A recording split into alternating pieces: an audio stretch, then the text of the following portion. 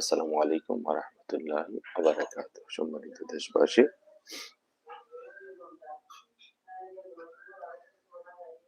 কিছুক্ষণের মধ্যেই বাংলাদেশের জাতীয় সংসদের প্রাঙ্গণে শপথ গ্রহণ অনুষ্ঠান শুরু হবে। তো আজকের এই শপথ গ্রহণ অনুষ্ঠানে সকল এমপিরাই শপথ নেবেন। তো আপনারা জানেন, প্রচলিত বাংলাদেশের রাজনীতিতে আজকের এই শপথ গ্রহণ অনুষ্ঠানটি বাংলাদেশের জন্য অতি গুরুত্বপূর্ণ। কারণ বাংলাদেশ নতুন ধারায় চলতে শুরু করবে ইনশাল্লাহ, এটা আমরা আশা করি।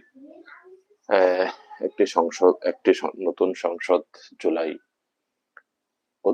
অভ্যুত্থানের পরে, জুলাই বিপ্লবের পরে বাংলাদেশের এই রাজনীতিতে নতুন ধারার রাজনীতি খুবই গুরুত্বপূর্ণ, খুবই জরুরি ছিল। আজকের যে সংসদ নির্বাচনটি আমরা দেখলাম, বিভিন্ন বাধা প্রতিবন্ধকতার পরেও সবচেয়ে বড় বাধা প্রতিবন্ধকতা ছিল সেটি ছিল যে জনগণ ভোট দিয়েছে স্বতঃস্ফূর্তভাবে তাদের পছন্দের প্রার্থীকে। যেটা হয়েছে শেষ পর্যন্ত আপনারা দেখেছেন, সব জায়গাতে ভোট জালিয়াতি।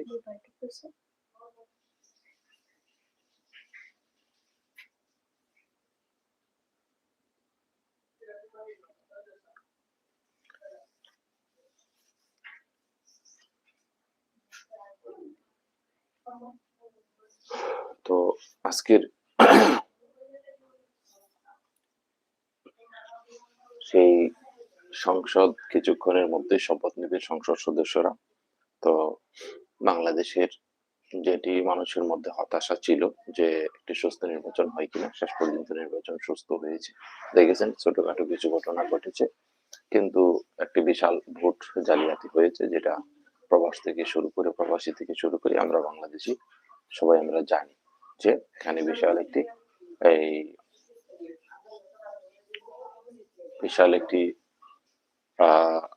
ভোট জালিয়াতির মধ্য দিয়ে শেষ পর্যন্ত, যাই হোক, আলহামদুলিল্লাহ আমরা ইতিবাচক দিক দেখতে পাচ্ছি যে বাংলাদেশের এই ভোটের পরে আপনারা দেখেছেন সারা দেশের বিভিন্ন জায়গাতে হামলা শুধু যে জামাতের উপরে গেল দলের উপরে হয়েছে সেটা না, হামলা হয়েছে বিএনপির প্রতিপক্ষ প্রার্থী, মানে বিদ্রোহী প্রার্থীর সমর্থকদেরকেও তারা ছাড়ে নাই। মানে বিদ্রোহী প্রার্থীর সমর্থকদেরকেও তারা পিটিয়ে হত্যা করেছে। তো এইরকম একটা অবস্থায় যখন মানুষের মধ্যে একটা আতঙ্ক ছিল যে কি হবে বাংলাদেশের রাজনীতিতে, কি তাহলে প্রতিহিংসা আবার শুরু হবে, আবার কি মারামারি কাটাকাটি ব্যাপক আকার ধারণ করবে, এরকম যখন একটা আশঙ্কা, একটা ভয় মানুষের মধ্যে ছিল, ঠিক সেই মুহূর্তে কিন্তু বাংলাদেশের রাজনীতিতে নতুন বার্তা দিলেন আর তারেক রহমান। ছুটে গেলেন ডাক্তার শফিকুর রহমানের বাসায়, ছুটে গেলেন নাহিদের বাসায়, নাহিদ ইসলামের বাসায়, এবং এবং শেষ পর্যন্ত দেখা যাচ্ছে চরমনের পীরের সাথেও বসেছেন। এবং এই যে একটা আন্তরিকতা, এই যে একটা নতুন সূচনা, যে উনি যদি ভাবতেন যে আমি প্রধানমন্ত্রী হয়ে গেছি, আমার দল নির্বাচিত হয়ে গেছে, তাদের সাথে আমার আর কথা বলার দরকার নেই, তাদের বাসায় আমার যাওয়ার দরকার নেই, তাহলে কি হতো? তাহলে এই যে মারামারি কাটাকাটি প্রতিহিংসার যে একটা রাজনীতি, সেটা কিন্তু চলতে থাকতো। কিন্তু সেটা আমরা দেখলাম কি সারা বাংলাদেশে এই প্রতিহিংসা, আগুন জ্বালিয়ে দেওয়া, পুড়িয়ে দেওয়া, এই প্রতিহিংসাটা মোটামুটি মানে থামে নাই কিন্তু অনেকটাই কমে গেছে। কারণ তারেক রহমান যে মেসেজটা দিয়েছেন যে বিরোধী দলের সাথে মিলেমিশে সুন্দর একটা বাংলাদেশ করবেন, এই মেসেজের কারণে দেখা গেল কি যে নেতাদের মধ্যে একটা মেসেজ আসছে যে না, এখন ঐক্যের বাংলাদেশ, ঐক্যবদ্ধভাবে সবাই বাংলাদেশকে গড়তে হবে, এখন মারামারি কাটাকাটি করলে চলবে না।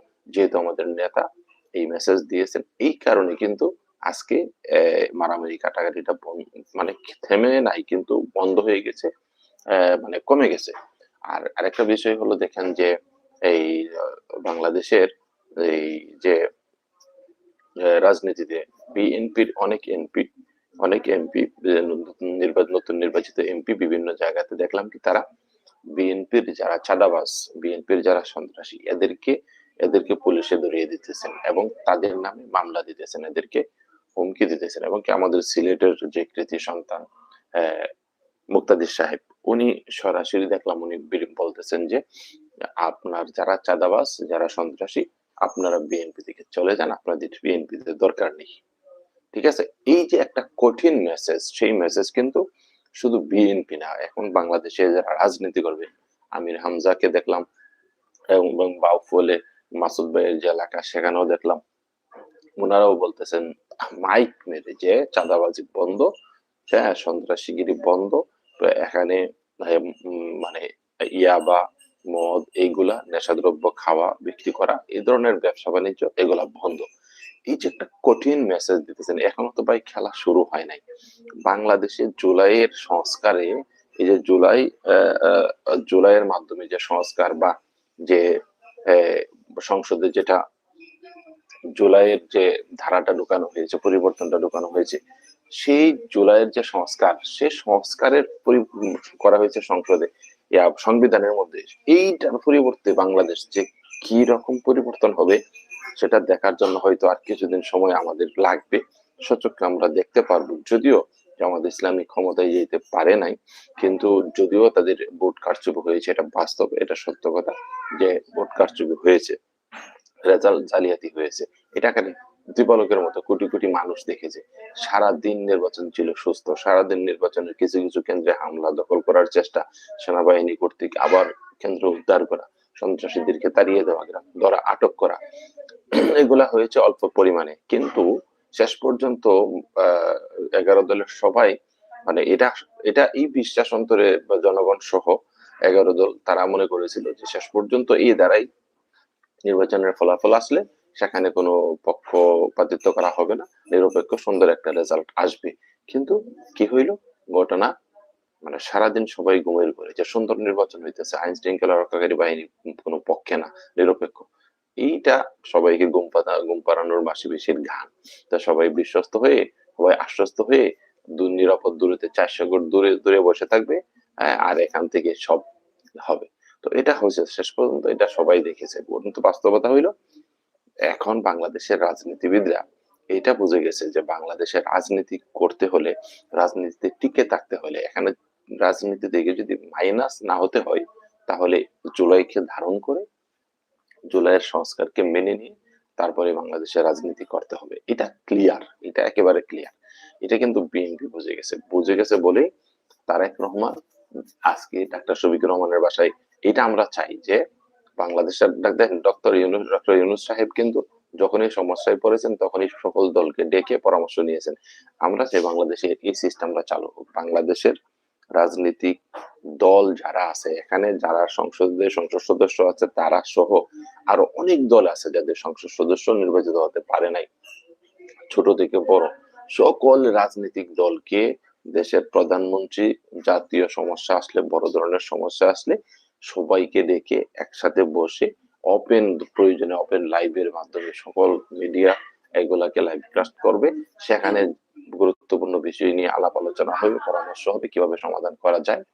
এই সমস্ত বিষয় নিয়ে আশা করি তারেক রহমান এই পথে হাঁটবেন, এটা এখনো পর্যন্ত আমাদের কাছে মনে হইতেছে। কারণ জুলাইকে ধারণ না করে এই বাংলাদেশে আর যদি কেউ রাজনীতি করতে চায়, রাজনৈতিক সফলতা চায়, বাস্তবতা হয়েছে পেশির জুড়ে, সন্ত্রাসের জুড়ে, ক্ষমতার জুড়ে, দাপট দেখিয়ে, অবৈধ অস্ত্র দিয়ে যে কেউ যদি চেষ্টা করে সেটা বাংলাদেশে আর পারবে না। এটা হলো বাস্তবতা, এটা হলো চরম বাস্তবতা যে জুলাইকে উপেক্ষিত করে, হ্যাঁ জুলাইকে বাদ দিয়ে, জুলাইকে ধারণ না করে অন্য স্টাইলে, আগের স্টাইলে, পুরানো দাসে, পুরানো সিস্টেমে, তথাকথিত সিস্টেমে যদি কেউ রাজনীতি করে সফলতা চায় বাংলাদেশে, সেটা কিন্তু পারবে না, কারণ বাংলাদেশ আর আগের ওই জায়গাতে নেই, এটাই বাস্তবতা।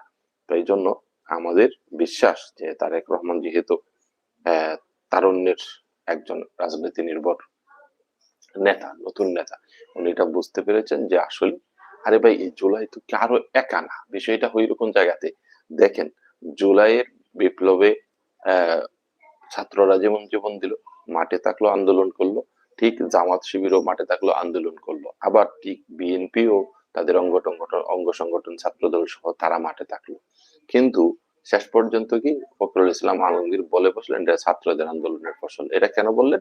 এটা ভারতকে খুশি করার জন্য, যে ভারত যাতে তাদেরকে সন্দেহ না করে এদেরকে বিশ্বাসে রাখে যে আরে এটা তাহলে তো বিএনপি কাজ করছে, তাহলে বিএনপি কে আর আগামীতে রাষ্ট্র ক্ষমতায় আসুক এটা আমরা সমর্থন দেব না। মানে ভারতকে খুশি করার জন্যই মূলত এই কথাটা। এটা আমার পার্সোনাল উপলব্ধি, যে আমি এটা এভাবে উপলব্ধি করি, চিন্তা করি যে আসলে ভারতকে খুশি করার জন্য ফখরুল ইসলাম আলমগীর সাহেব এই কথাটা বলেছিলেন। কিন্তু আসলে এখানে বিএনপি এবং ছাত্রদল, অঙ্গ সংগঠন সহ জামাত শিবির ছাত্র সকলেরই অংশগ্রহণ ছিল, এটাই বাস্তবতা। এবং সবশেষে অসংখ্য লাখ লাখ মানুষ, সাধারণ মানুষের অংশগ্রহণ ছিল যারা কোনো দলকে সাপোর্ট করে না। তারা চাইছে দেশের পরিবর্তন, তারা চাইছে দেশটা পরিবর্তন হোক। দেশে হতাশ, কর্মসংস্থান নেই, বেকারত্ব, সিন্ডিকেট, দ্রব্যমূল্যের ঊর্ধ্বগতি, তারপরে রাজনৈতিক প্রতিহিংসা, এই যে সমস্যার কারণে সাধারণ মানুষ, অধিকাংশ মানুষ ছিল কোনো রাজনৈতিক দলের নেতাকর্মী না। অধিকাংশ, যদি মোট জনসংখ্যা যারা জনগণ যারা জুলাই অংশগ্রহণ করেছে শেষ পর্যন্ত, এদেরকে যদি আপনি রাজনীতিকদেরকে আলাদা করেন, বিএনপি, জামাত এবং এদেরকে যদি আলাদা করেন, তাহলে বাকি দেখা যাবে অধিকাংশ মানুষ ছিল সাধারণ মানুষ, তাদের কোনো দলের পরিচয় নাই, দলীয় পরিচয় এখানে যায় নাই, জনগণ হিসাবে গেছে। তো এটাই হলো বাস্তবতা। এই জন্য বলতেছে যে জুলাইকে যদি ধারণ না করে এই বাংলাদেশের রাজনীতি করতে চায়, তাহলে এই রাজনীতিতে সফল কেউ হতে পারবে না। এটা বিএনপির জন্য যেটা, জামাতের জন্য সেটা, এবং চরমনের জন্য সেটা। বাংলাদেশের যেই কোনো রাজনৈতিক দল জুলাইকে উপেক্ষিত করে, জুলাইকে বাদ দিয়ে, জুলাইকে অস্বীকার করে, জুলাইকে পাশ কাটিয়ে এখানে সফলতা পাবেন রাজনীতি করে, এই দিন আর আগের জায়গাতে নেই, এই সময় আর নেই। এখন রাজনীতি করতে গেলে জুলাইকে ধারণ করেই করতে হবে, সবাইকে নিয়েই রাজনীতি করতে হবে, সবার কথা শুনতে হবে। এই মেসেজটা, এই বিষয়টা এখন সংবিধানে যেহেতু ঢুকে গেছে, সংস্কার কমিশন হবে।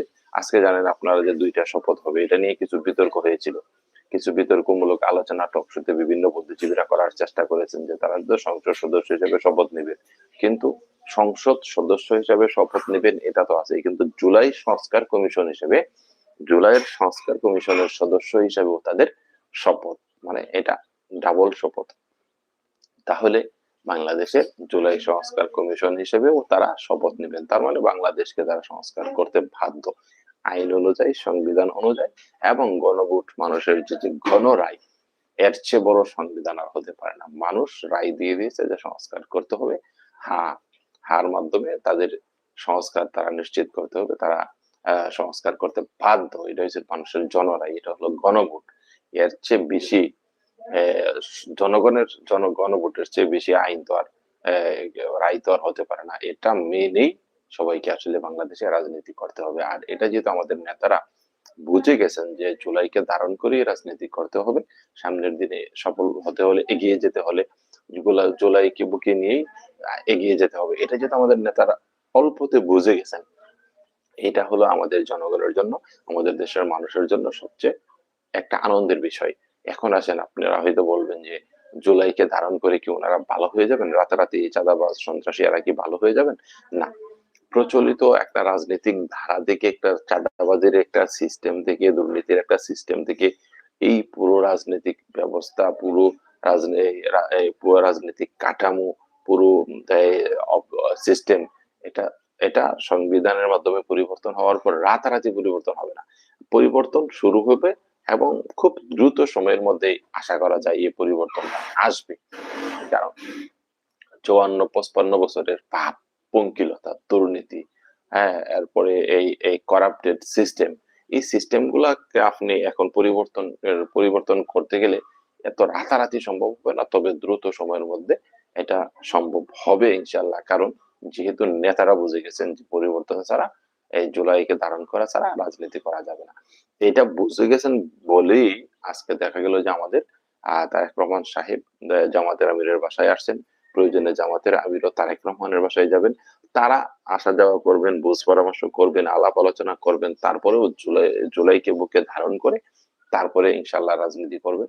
আর জুলাইকে বুকে ধারণ করে রাজনীতি করলে প্রতিহিংসার রাজনীতি বাংলাদেশে থাকবে না, যেটা জনগণের চাওয়া। সিন্ডিকেট বাংলাদেশে থাকবে না, মাদকের সয়লাব বাংলাদেশে থাকবে না, এগুলা আমরা চাই। এবং এখানে আরো একটি চমক হইলো, দেখেন যে বাংলাদেশের জামাত ইসলামের তারা বলতেছে, শিশির মনির সাহেব বলেছেন, অনেকেই বলেছেন এটা যে এখানে ছায়া মন্ত্রী পরিষদ হবে। ছায়া মন্ত্রী পরিষদ। এবং গতকালকে সালাউদ্দিন সাহেবকে প্রশ্ন করা হয়েছিল, বিএনপির সালাউদ্দিন সাহেবকে, যে ছায়া মন্ত্রী পরিষদ সম্পর্কে, তারা ছায়া মন্ত্রী পরিষদ গঠন করবে, আপনারা এটা কি বলেন? ওনারা বলছে যে হ্যাঁ, এটা আহ, বহির্বিশ্বে, পৃথিবীর বিভিন্ন দেশে এটা আছে, এটা তারা করতে পারলে, চাইলে করতে পারে, তাদের সমস্যা নেই। মানে ছায়া মন্ত্রী পরিষদও বাংলাদেশে হবে বিরোধী দলের পক্ষ থেকে। এরার কাজ কি? এরার কাজ হইল সরকারের যে মন্ত্রী পরিষদ থাকবে, এই মন্ত্রী পরিষদ যে কাজ করবে, এই কাজ কতটুকু সঠিক করতেছে, এটার ব্যাখ্যা, এটা নিয়ে আলাপ আলোচনা বিশ্লেষণ, এটার ভুল ভ্রান্তি, এটা এখানে বিভিন্ন প্রজেক্ট যেগুলা নেবে সরকার, এগুলাতে দুর্নীতি হইতেছে কিনা, এগুলা সঠিকভাবে হইতেছে কিনা, এগুলার ব্যয় যতটুকু ধরা হয়েছে তা সঠিক কিনা, নাকি অতিরিক্ত বেশি দেওয়া হয়েছে, কম করেছে, এটা করা যাবে কিনা, এটার ভালো মন্দ বিভিন্ন দিকগুলা এগুলা পর্যবেক্ষণ করা, এগুলা বিশ্লেষণ করা, আলাপ আলোচনা করা, ভুল ভ্রান্তি গুলা ধরিয়ে দেওয়ার চেষ্টা করা, মানে এই সমস্ত বিষয়। তার মানে আপনি মন্ত্রী পরিষদের পিছনে আর একটা গোয়েন্দা মন্ত্রী পরিষদ আপনি যদি লাগিয়ে দেওয়া থাকবে, মানে এই মন্ত্রী পরিষদ ওই মন্ত্রী পরিষদকে দেখবে যে তারা কি করতেছে না করতেছে, দুর্নীতি তারা করতেছে কিনা, তারা কি করতেছে। মানে এখানে বিষয়টা হলো যে, তাইলে বুঝতে পারতেছেন যে মন্ত্রী পরিষদ কিরকম হবে। তারা ছায়া মন্ত্রী পরিষদ ওই মন্ত্রী পরিষদকে চোখে চোখের নজরে নজরে রাখবে, বিশ্লেষণ করবে, এর ভালো মন্দ দিকগুলা তুলে ধরবে। এখানে অতিরিক্ত টাকা, যেমন আপনারা জানেন যে পদ্মা সেতুতে 4-5 গুণ 10 গুণ বাড়ানো হয়েছিল খরচ। তো এখানে যে টাকা দিয়ে পদ্মা সেতু করা হয়েছে, এই টাকা দিয়ে আরো 2-3টা পদ্মা সেতু করা যাবে। এত পরিমাণে দুর্নীতি হয়েছে। তো এই দুর্নীতিগুলা যাতে না হয়, এগুলা কিন্তু ছায়া মন্ত্রী পরিষদ আলাপ আলোচনা করবে, জাতির সামনে তুলে ধরবে।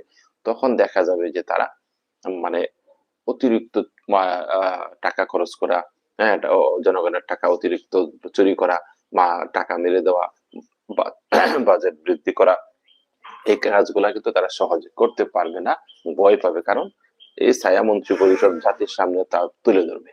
তো তখন মানিজ্যতের পাঞ্চার হয়ে যাবে, দুর্নীতি করার সুযোগ আগের মতো আর পাবে না, মানে সুযোগটা কিন্তু কমে যাবে। এমনিতেই সরকারের যে বিভিন্ন পরিকল্পনা থাকে, প্রকল্প থাকে, সেখানে তো দেখা যাচ্ছে এমনিতেই সরকার এমন একটা বাজেট দেয় যাতে এই কাজ করার পরেও ওই ঠিকাদার প্রতিষ্ঠানের যাতে লাভ হয়।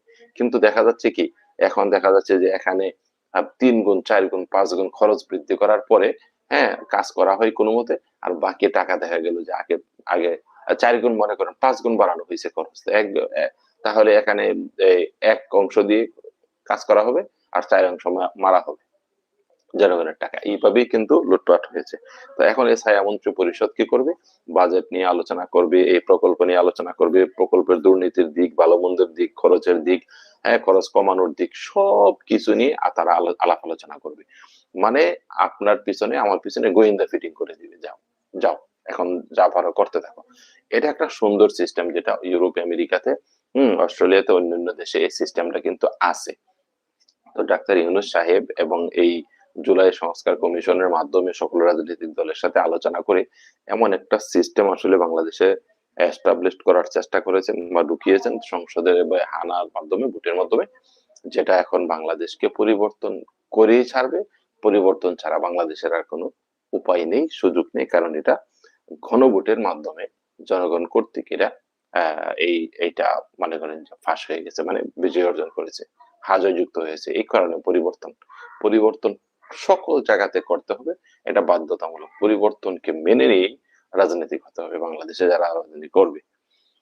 তো এটা আরেকটা বিষয় হলো যে, দেখুন, এই যে নির্বাচনের রেজাল্টটা এরকম হইল, এর কারণ কি? এর কারণ আমি বলবো যে জামাতে ইসলামীর যারা আমাদের রাজনীতিবিদ আছেন, তাদের নেতাদের দূরদর্শিতার কিছু অভাব আছে, কিছু ঘাটতি আছে। আর এটা অত বলবো না যে তাদেরকে দোষ দেব না, কিন্তু এদের দূরদর্শিতার কিছু ঘাটতি আছে, অভাব আছে। কি বিষয়টা হলো যে, আপনার এত দ্রুত সময়ের মধ্যে রাজনীতি, ভোটারদের মন জয় করা, তারপরে ভোটে জিতে আসার চেষ্টা করা, এটা ঠিক আছে, বিশাল একটি চাপ, ঘুমহীন নিদ্রাহীন অবস্থায় বিরামহীন ছুটে চলা। তো এই যে এটা ঠিক আছে, সময় ছিল না, কিন্তু এই বিষয়টা তো মাথায় ঢুকাইতে বেশি সময় লাগে না, যে আপনার কোনো মিডিয়া নাই। এই বাংলাদেশের যে মিডিয়া গুলা 17 বছর দালালি করেছে, তিলকে তাল বলে শুধু তেল মারার নিউজ করেছে। এই দুর্নীতি ১৬ বছর ১৭ বছরের লুটপাটের কোন দুর্নীতির খবর তারা তেমন ভাবে প্রকাশ করে নাই। শুধু তেল মারাতে ব্যস্ত থাকতো টক শোতে রাত দিন ২৪ ঘন্টা। এই মিডিয়া গুলা দিয়ে সঠিক নিউজ নির্বাচনে আমরা এই ৫৪ বছর ধরে দেখে আসতেছি বাংলাদেশে ভোটের সময় ভোট ইঞ্জিনিয়ারিং হয়। ভোটের সময় ভোট ইঞ্জিনিয়ারিং মানে দুর্নীতি হয় ভোটের এখানে, রেজাল্টের এখানে। তো জামাতের তো এটা মাথায় থাকার কথা ছিল যে আমাদের কোনো মিডিয়া নাই। আমাদের এই নিউজ গুলা সাহসের সাথে কে প্রকাশ করবে? ভাই দিগন্ত টিভি ছিল, ইসলামিক টিভি ছিল। এই চ্যানেল গুলাকে বন্ধ করে রাখা হয়েছে। তারা এই ১৭-১৮ মাসে তাদের তো দরকার ছিল দিগন্ত টিভিটাকে চালু করা, ইসলামিক টিভিকে চালু করা। এই চ্যানেল গুলাকে চালু করে আমার দেশ, নয়া দিগন্ত, ইসলামিক টিভি, দিগন্ত টিভি এরকম ২, ৪, ৫টা টিভি চ্যানেল বা পত্র-পত্রিকার সাংবাদিক যদি থাকতো অ্যাক্টিভ যে আমরা কেন ৪:৩০ ভোট শেষ, ভোট গণনা শুরু। ৪:৩০ ভোট গণনা শুরু, সর্বোচ্চ ১.৫ ঘন্টা ২ ঘন্টার ভিতরে সকল কেন্দ্রের রেজাল্ট ঘোষণা করতে হবে, ডিক্লেয়ার করতে হবে ওপেন ভাবে। ৪০০ গজ দূরে, ৪০০ মিটার দূরে। আপনি চিন্তা করতে পারছেন? মানে ০.৫ কিলোমিটার দূরে ভোট কেন্দ্র থেকে। তো ০.৫ কিলোমিটার দূরে হাজার, হাজার মানুষ অবস্থান করলেই কি হবে? ভিতরে যে কাটাকাটি, কাটাচারি, সিজার করানো হইতেছে, ভোটের লিস্ট গুলাকে এইগুলা যে সিজার করা হইতেছে, এই সিজার আপনি ০.৫ কিলোমিটার দূর থেকে কি দেখবেন? ১ম মোবাইল বন্ধ করা হয়েছিল। মোবাইল বন্ধ করছিল কেন? জানতে কি এই দুর্নীতির ভিডিও কেউ না করতে পারে। চুরির ভিডিও এই দুর্নীতিগুলা যাতে কেউ প্রকাশ করতে না পারে। এরপরে যখন চাপের ঠেলায় অনুমতি দিল, তখন তারা ২য় ষড়যন্ত্রে চলে গেল। ৪০০ গজ দূরে রাখো, ৪০০ ফিট দূরে রাখো। তো ৪০০ মিটার দূরে রাখো, ০.৫ কিলোমিটার দূরে। সেখান থেকে আমরা কি করব না করব এগুলো শুনবেও না, বুঝবেও না। আমরা এখানে ইচ্ছামত হ্যাঁ, ভোটের রেজাল্টকে সিজার করব। তো তারা সিজার করবে। এই যে সিজার করলো ঘন্টার পর ঘন্টা, সেখানে মিডিয়া গেল না কেন?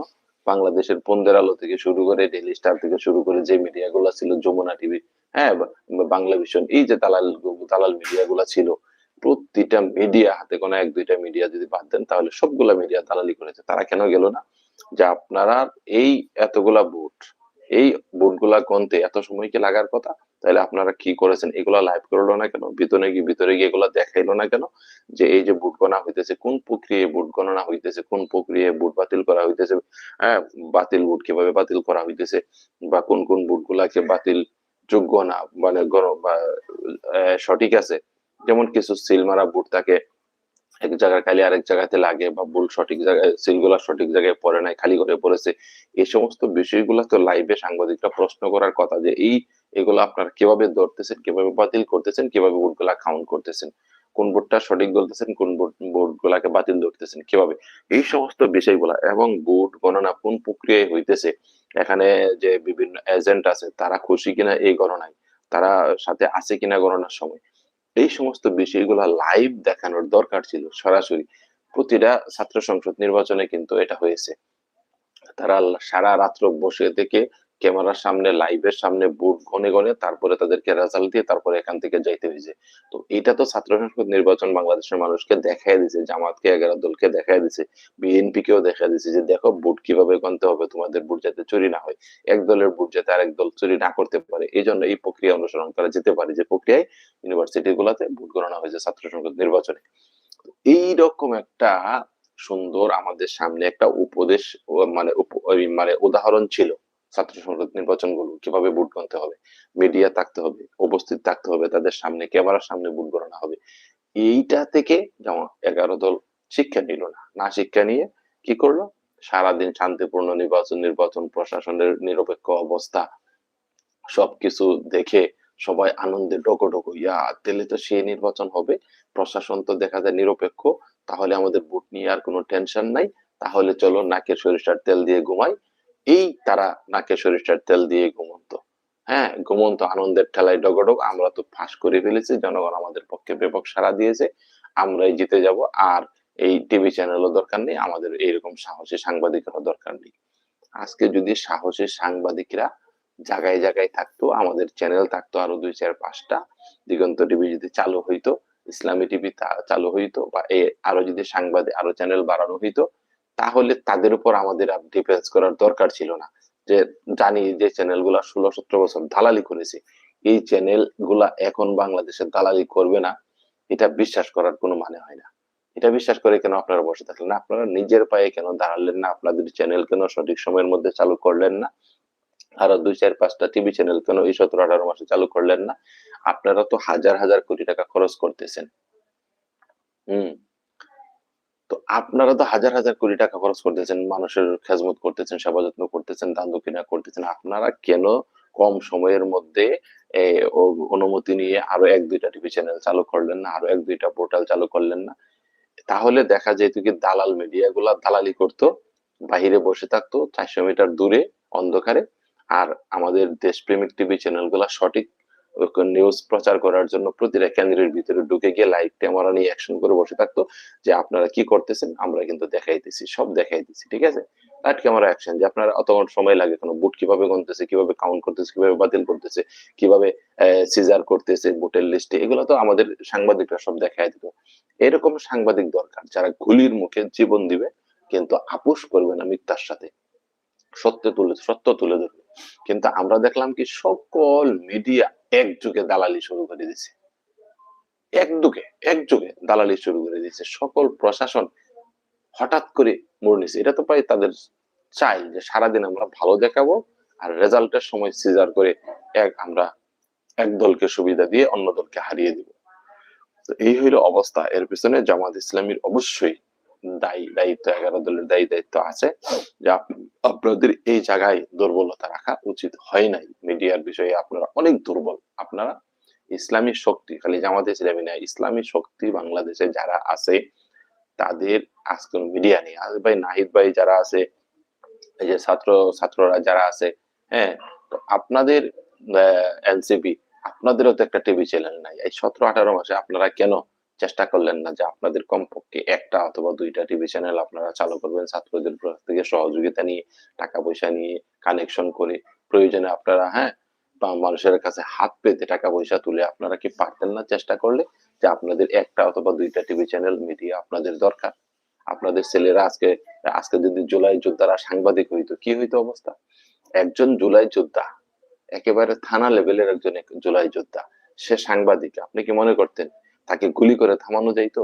সে তো সত্য জিনিসগুলা সঠিক সময়ে তুলে ধরতো এবং তাকে ১ ইঞ্চি লড়াইতে পারত না কেউ। কারণ সে গুলির মুখে, বন্দুকের মুখে যুদ্ধ করে আসা, অ্যা মৃত্যুকে কাছে থেকে দেখে আসা জুলাই যোদ্ধা, জুলাই বিপ্লবী।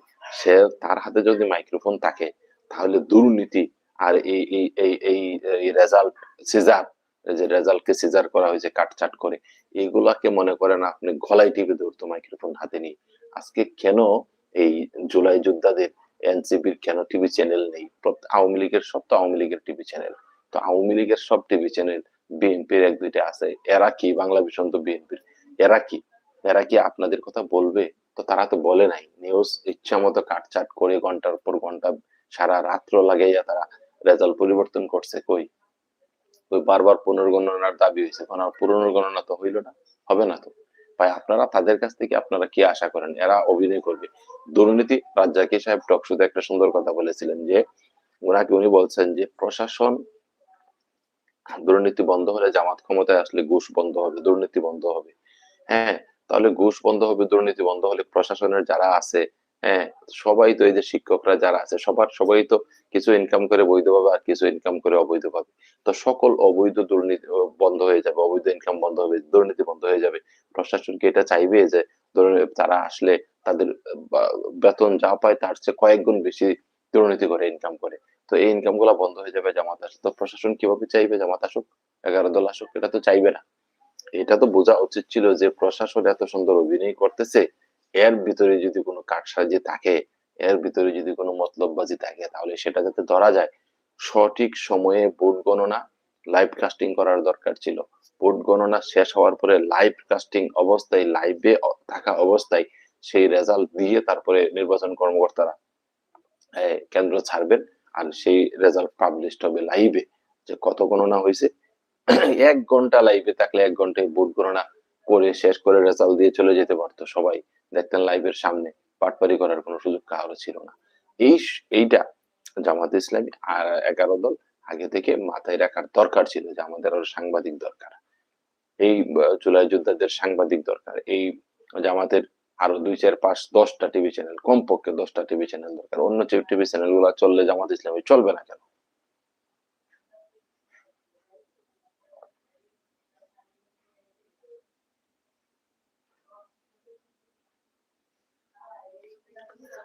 তো হ্যাঁ, ওয়ালাইকুম সালাম। জি ভাই, এটাই বলতেছি যে আমাদের জুলাইয়ের যোদ্ধাদের এখনো চিন্তা করতে হবে যে আমি নিজেও জুলাইয়ে ছিলাম, মাঠে ছিলাম।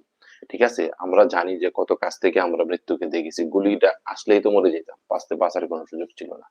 হ্যাঁ, তো এখানে জুলাই যোদ্ধাদের এখনো সময় আছে যে এখান থেকে শিক্ষা নেওয়া। আপনারা দ্রুত কয়েক মাসের মধ্যে জুলাই যোদ্ধারা আপনাদের ২-৩টা মিডিয়া করেন, টিভি চ্যানেল করেন। কিছু পারেন আর না পারেন। তারপরে জামাত ইসলামী আরো ৪-৫টা টিভি চ্যানেল দরকার তাদের, যাতে তাদের মানুষগুলার কর্মসংস্থান হবে। আবার দেখা যাবে অন্য চ্যানেলগুলা বিক্রি হয়ে গেলে আপনাদের চ্যানেলগুলা তো আর বিক্রি হবে না। আপনাদের চ্যানেলগুলা এই শুধু ভোটের নিউজ না, যে দেশের প্রকৃত চিত্র, প্রকৃত অবস্থা, আজকে যারা ক্ষমতায় গেছে তারা যখন বিভিন্ন জায়গাতে দুর্নীতি করবে এবং আপনার দলের কেউ যদি দুর্নীতি করে, চাঁদাবাজি করে, সন্ত্রাসীগিরি করে, তখন দখলদারিত্ব করে তাদের নিউজ গুলো যাতে সঠিকভাবে প্রচার করা হয়। আজকে দেখতেছি বিভিন্ন জায়গাতে যে হামলা হইতেছে, বিভিন্ন জায়গাতে যে দখল বাণিজ্য হইতেছে, বা জমি জমা দখল করা হইতেছে, এদেরকে চালাইয়া দেওয়া হয় দুইটা গ্রুপে এই মানে বাড়িঘরে হামলা। হ্যাঁ, বাড়িঘরে হামলা। তো খুব আহত করছে। এখন কোন দল আহত করছে এটা বলে না। কোন দলের তারা আহত করলো, কোন দলের তারা দর্শন করলো, কোন দলের তারা দখল করলো, কোন দলের তারা চুরি করলো, এই সমস্ত বিষয়গুলা নাম নাই। কে করতেছে এটা? তো এইভাবে তো এই গোলামীর নিউজ করলে তো আর জাতি সঠিক ইনফরমেশন পাবে না। জাতির বন্ধু কারা, দুশ্মন কারা জাতি চিনতে পারবে না। তা মিডিয়ার কাজ হলো সত্য জিনিসটা সত্যভাবে তুলে ধরা। এজন্য আমাদের কথা হইলো যে আপনারা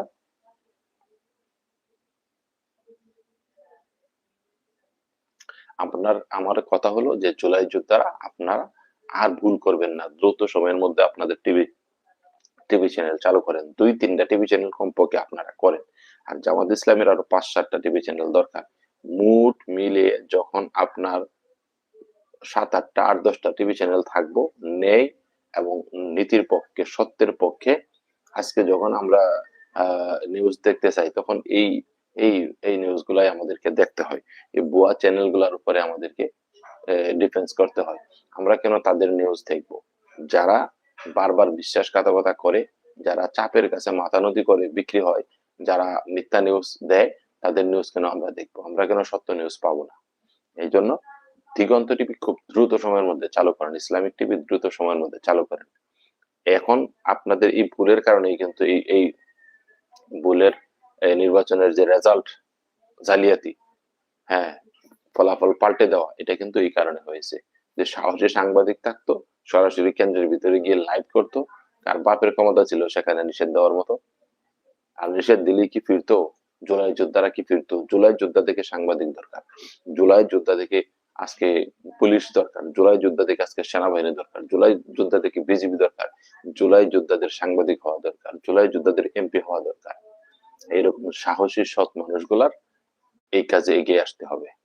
তখন দেখা যাবে যে দালাল মিডিয়া সব দালালি করলেও এরা সত্য জিনিসটা তুলে ধরবে। দিগন্ত টিভি, ইসলামিক টিভিকে আমরা দেখতাম, চ্যানেল ওয়ানকে আমরা দেখতাম, তারা সত্য নিউজ তুলে ধরতো সবসময়, সঠিকটা তুলে ধরতো। অন্য চ্যানেল মিথ্যা নিউজ করলেও তারা সত্যটা তুলে ধরতো। তারা আবার তাদের খবর নিউজ আবার পরিবর্তন করতে হইতো, কারণ ধরা খাইতো জনগণের কাছে। জনগণ দেখতো সত্যটা, মিথ্যাকে তো দেখতো না জনগণ, মিথ্যাকে তো ত্যাগ করতো জনগণ। এই জন্য আমরা আশা করি আগামীতে এই যে মিডিয়ার বিষয়গুলা আমাদের নেতৃবৃন্দ, দেশকে নিয়ে যারা পাবেন, হ্যাঁ, তাদের দেশ, যারা দেশপ্রেমিক শক্তি, তাদের মিডিয়া অনেক দরকার, অনেক টিভি চ্যানেল দরকার। এখন পত্রিকার যুগ নাই যে এত বড় পত্রিকা এক এক মানে ঘন্টার ঘন্টা সময় নিয়ে মানুষ পড়বে, এটা এখন কম। এখন মানুষ সরাসরি দেখে। তো যেহেতু সরাসরি দেখে, তো সরাসরি দেখার যে মিডিয়া, সেই মিডিয়া নিউজের জন্য, সঠিক তথ্য তুলে ধরার জন্য আমাদের মিডিয়া দরকার। দ্রুত সময়ের মধ্যে মিডিয়ার এই অভাব, এই ঘাটতি আমাদেরকে পূরণ করতে হবে। নয়তোবা সামনে কিন্তু আমাদের আরো পস্তাতে হবে, কারণ আপনার পক্ষে সত্য নিউজ তুলে ধরার মতো মিডিয়া বাংলাদেশে খুব কমই আছে। ঠিক আছে? আর যদিও কিছু কিছু আছে তাদের সংবাদ মানে সাংবাদিক কম, জনবলের ঘাটতি, অর্থনৈতিক সমস্যা, ফলে তারা ব্যাপকভাবে সব জায়গাতে সাংবাদিকও দিতে পারে না। আমার দেশ আছে, আমরাও বিশ্বাস করি আমার দেশ সত্য তুলে ধরবে, নয়া দিগন্ত আছে, আমরা বিশ্বাস করি নয়া দিগন্ত তুলে ধরবে, কিন্তু তাদের যে সীমাবদ্ধতা, অর্থনৈতিক সীমাবদ্ধতা এবং সংবাদকর্মী কম, এই হওয়ার কারণে তারা সারা দেশে ব্যাকআপ দিতে পারবে না। এর পাশাপাশি অনলাইন মিডিয়া, জামাতের নেতৃবৃন্দ, আপনারা বা 11 দল মিলে আপনারা অনলাইন মিডিয়া যারা আছে প্রতিটা, এটার সহজ আরেকটা বিষয় মানে দিক হইলো যে মিডিয়ার ঘাটতিটা পূরণ করা যেতে পারে অনলাইন মিডিয়ার মাধ্যমে। আপনারা প্রতিটা থানায় অনলাইন প্রেস ক্লাব করেন, দ্রুত সংগঠনের থেকে স্থানীয় যারা আছে সাংবাদিক তাদেরকে দিয়ে, তাদেরকে নেতৃত্বের আসনে রেখে প্রতিটা থানায় অনলাইন প্রেস ক্লাব করেন। যাদের বিভিন্ন পেজ আছে, বড় পেজ আছে, আইডিয়া আছে, যাদের ইউটিউব চ্যানেল আছে, তাদেরকে ডেকে ডেকে খুঁজে খুঁজে যে এই থানাতে কারা আছে, এই এলাকাতে কারা আছে, প্রতিটা ইউনিয়ন থেকে তুলে নিয়ে এসে অনলাইন প্রেস ক্লাব প্রতিটা থানাতে দরকার, প্রতিটা ইউনিয়নে দরকার। এই ইউনিয়নের অনলাইন প্রেস ক্লাবের একটা কমিটি থাকবে, এটা তারা এই এলাকার অনলাইন মিডিয়ার সাংবাদিক, তারা অনলাইন মিডিয়া। তো এইভাবে সবচেয়ে সুন্দর একটা সিস্টেম হইলো অনলাইন মিডিয়া। প্রতিটা থানার তাদেরকে করা, প্রতিটা থানায় অনলাইন প্রেস ক্লাব করা, প্রতিটা ইউনিয়নে অনলাইন প্রেস ক্লাবের শাখা করা, করে লোকাল এলাকার যে ছেলের পেলেরা আছে তাদেরকে সাংবাদিকতার মাধ্যমে কিছু প্রশিক্ষণ দিয়ে তারপরে তাদেরকে অ্যাক্টিভ করা, তাদের মাধ্যমে কাজ করা। তাহলে দেখা যাবে কি যে কেন্দ্র থেকে মিডিয়া না থাকলেও চলবে, সারা বাংলাদেশের প্রতিটা ইউনিয়নে যদি অনলাইন মিডিয়ার তারা যদি অ্যাক্টিভ থাকে, তাদের যদি কার্ড থাকে, তাদের যদি সরকারি অনুমতি থাকে ভিতরে ঢোকার মতো, তাদের যদি এরকম সুযোগ সুবিধা থাকে, সাংবাদিকতার স্বীকৃতি থাকে, তাহলে লোকাল নির্বাচন হোক, ইউনিয়ন পরিষদের নির্বাচন হোক, সিটি কর্পোরেশনের নির্বাচন হোক, জাতীয় নির্বাচন হোক, সব জায়গাতে তারা সমানভাবে লোকাল নিউজ গুলা করতে পারবে, তাদের অনুমতি থাকবে যেহেতু। তো তখন এই ঘাটতিটা সহজে পূরণ করা যাবে। তো এটা আশা করি আপনারা এটা গুরুত্ব দিয়ে দেখবেন। আমি অনেককে বলেছিলাম জুলাইয়ের পরে যে আপনার এই এলাকাতে অনেক অনলাইন মিডিয়ার লোক আছে যারা অনলাইন নিউজ করে, বিভিন্ন করে, তো তাদের পেজ আছে, বড় আইডিয়া আছে, তারা নিউজ করে, তাদের ইউটিউব চ্যানেল আছে, এদেরকে সবাইকে একত্রিত করে এই থানায় অনলাইন প্রেস ক্লাব করেন। তারপরে এখানে প্রতিটা ইউনিয়নে অনলাইন প্রেস ক্লাবের কমিটি করেন, ইউনিয়নে পর্যন্ত অনলাইন প্রেস ক্লাব থাকবে। তখন দেখা যাবে যে লোকাল এই সাংবাদিকরাই দেখা যাবে যে, কারণ আপনি ঢাকা থেকে আসতে আসতে ঘটনা ঘটে যাবে, আপনি ওই জেলাতে থাকবেন, ওইখান থেকে থানায় যাইতে যাইতে ঘটনা ঘটে যাবে, আপনি গিয়ে পাবেন না সরাসরি। আর তো আশেপাশের মানুষগুলা যদি যারা আছে তারা যদি থাকে এটার সাথে সম্পৃক্ত, সে তার মোবাইল নিয়ে দাঁড়িয়ে যাবে, কারণ তার কার্ড আছে, তার কোনো অসুবিধা নেই, সে ভয় পাবে না।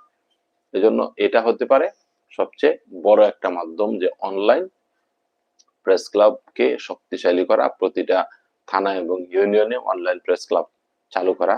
তাহলে দেখা যাবে যে এই খবরগুলা দ্রুত কম সময়ের মধ্যে সঠিক খবর এই জুলাইয়ের শক্তি, দেশপ্রেমিক শক্তি তারা তুলে ধরতে পারবে। যার যার অবস্থা থেকে তাদের যদি কার্ড থাকে তাহলে তাদের আর ভয় থাকবে না, তারা প্রবেশ করতে পারবে, ঢুকতে পারবে, নিউজ করতে পারবে, এবং বিভিন্ন সময় এই নিউজগুলা লাইভ দেখাতে পারবে সরাসরি, যেটা সবচেয়ে কম খরচে, সবচেয়ে কিছু মানুষের কর্মসংস্থান হইলো, কিছু মানুষ উদ্বুদ্ধ হইলো, আর সবচেয়ে কম খরচে মিডিয়া কভারেজের মধ্যে চলে আসলো সারা বাংলাদেশ। এটা সবচেয়ে মানে একটা ম্যাজিক একটা বিষয়, কারিশমেটিক একটা বিষয়, মানে আপনি অল্প সময়ের মধ্যে, কম সময়ের মধ্যে সারা বাংলাদেশকে মিডিয়া কভারেজে নিয়ে আসার, মিডিয়া নেটওয়ার্কের আওতায় নিয়ে আসার সবচেয়ে বড় ম্যাজিক বিষয় হলো, সবচেয়ে বড় আশ্চর্যজনক একটা বিষয় হলো অনলাইন প্রেস ক্লাব। সারা বাংলাদেশের প্রতিটা থানায় থানায়, প্রতিটা ইউনিয়নে অনলাইন প্রেস ক্লাব করতে হবে। এটা দ্রুত সময়ের মধ্যে, এর টাকা খরচ করা লাগে না, এটাতে তেমন বেশি টাকাও খরচ হবে না। সরকারের পক্ষ থেকে অনুমোদন সহজ করে দেওয়া, যাদের মিডিয়া আছে এগুলো যাচাই করে তাদেরকে অনলাইন সাংবাদিকতার কার্ড দিয়ে দেওয়া, এবং তাদের মাধ্যমে তাদেরকে সংঘবদ্ধ করে প্রেস ক্লাব করা থানা লেভেলে, হ্যাঁ, জেলা লেভেলে, তারপরে আপনার ইউনিয়ন লেভেলে। হ্যাঁ, এই জিনিসটা করতে হবে এবং ওয়ার্ডের মধ্যে প্রতিটা ওয়ার্ড লেভেল পর্যন্ত ওয়ার্ডের মধ্যে পর্যন্ত ২-৩ জন কমপক্ষে ৩-৪ জন ২-৪-৫ জন অনলাইন যারা কাজ করতে আগ্রহী বিনা পরিশ্রমে বিনা পারিশ্রমিকে যারা করতে আগ্রহী তারা যদি এরকম অনেক ছেলে পাবেন আপনি যারা টাকা পয়সা লাগবে না এমনিতেই কাজ করবে। এমনিতেই কাজ করবে পার্ট টাইম হিসেবে অন্য কাজের পাশাপাশি হঠাৎ একটা সমস্যা হয়ে গেছে মোবাইল নিয়ে হাজির হয়ে যাবে নিউজ করে চলে আসবে। এইটা একটা জামায়াতে ইসলামীকে বলবো আপনারা ১১ দল যারা আছেন আপনারা দ্রুত এটা চিন্তা করেন। চ্যানেল করার একদিকে বড় চ্যানেল করেন। আরেকদিকে অনলাইন প্রেস ক্লাব প্রতিটা জেলায়, প্রতিটা থানায়, প্রতিটা ইউনিয়নে, প্রতিটা ওয়ার্ডে প্রয়োজনে ২-৪-৫ জন অনলাইন সাংবাদিক মিডিয়া কর্মী থাকবে এবং তাদের সাংবাদিকতার কাজ সহজলভ্য কিভাবে করা যায়, কিভাবে তারা সহজে পাবে, হ্যাঁ? এই বিষয়টা দ্রুত দেখতে হবে। এই ফেসিলিটিটা তাদেরকে করে দিতে হবে। তাহলে আপনার সব জায়গাতে দেখা যাবে যে আপনার সাংবাদিক আছে, সাংবাদিক তৈরি হয়ে গেছে ঘরে, ঘরে, গ্রামে, গ্রামে। তারা কিন্তু ঘটনা ঘটলে সরাসরি দেখে দিতে পারে। একটা লোকাল সাংবাদিকের এলাকার একটা ছেলের যে সাহস থাকবে, যে পাওয়ার থাকবে, দূর থেকে এসে নিউজ করলে তো সে এই পাওয়ার দেখাতে পারবে না, এই সাহস তার থাকবে না। এলাকার ছেলে এলাকার নিউজটা যেভাবে করতে পারবে, দূর থেকে আসলে তার এই সাহসও পাবে না। গাড়ি করে আটক করবে, ভাঙচুর করবে, হ্যান করবে, ত্যান করবে। আর এলাকার ছেলে যখন নিউজ করবে, তখন তো সেই এলাকার। তাকে তো কেউ পানিতে গেলে খেয়ে ফেলতে পারবে না। এজন্য এই কাজটা দ্রুত সময়ের মধ্যে করতে হবে। এটা অনেক আগেই বলছিলাম জুলাই বিপ্লবের পরে। কিন্তু আমাদের কথা আর কারো মজাও লাগে না, ভালোও লাগে নাই। কারণ সবাই তেল মারা নিয়ে ব্যস্ত থাকে। রাজনীতির নেতাদের পিছনে তেল মারা নিয়ে ব্যস্ত থাকে। এগুলা নিয়ে আর চিন্তা করার সময় তারা পায় না। ভালো থাকুন প্রিয় দেশবাসী।